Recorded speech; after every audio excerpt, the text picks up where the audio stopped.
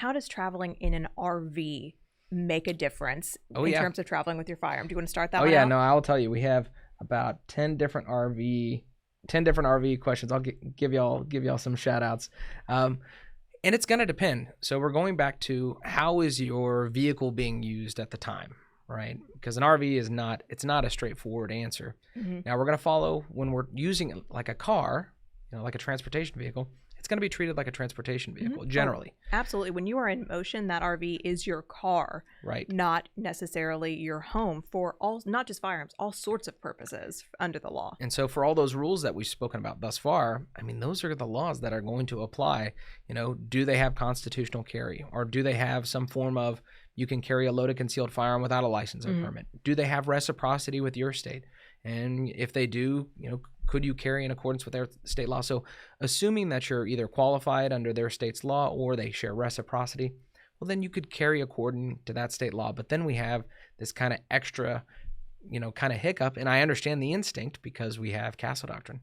What happens when I start using that RV as my dwelling or my, my habitation? Does that change anything? It does. And now, of course, you have to be sure the state you're in would consider that RV your dwelling or habitation or home under their version of the castle doctrine, but most will.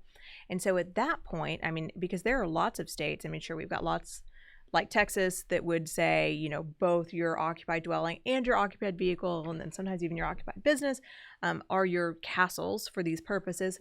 But we have lots of states that actually really do ultra restrict it to just your dwelling. Right. So let's assume you're in one of those states, you've ceased traveling, you're no longer using that RV as a motor vehicle. How do we know that? It's going to be fact dependent. It's going to be very situational.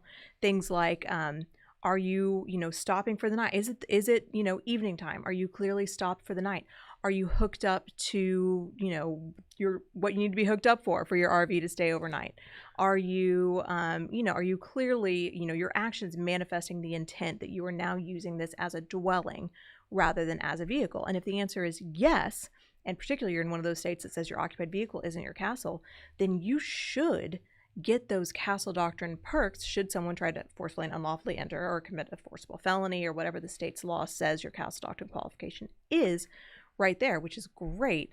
Not only castle doctrine, but one of the things I like a lot about an RV going from a vehicle to a dwelling is when that RV is a vehicle, well, it falls under the vehicle exception to search warrants, right? Right. That's another big one. Yeah, and this is one of these things that I think a lot of people don't realize, but that's that if you are in your vehicle, an officer does not have to obtain a search warrant to search that vehicle, which is crazy. It's just this overarching exception that we have in the law.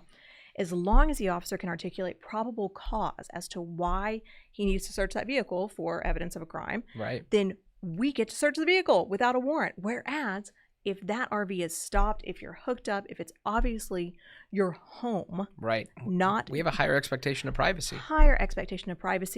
There, except for others, very rare exceptions like, an immediate danger to human life, fleeing felons, things like that. If he wants to search that RV and you're using it as your home, he's got to go get a warrant. And that makes a huge difference just for, for those Fourth Amendment absolutists of us out there who, sort of don't touch my stuff. That's a big difference.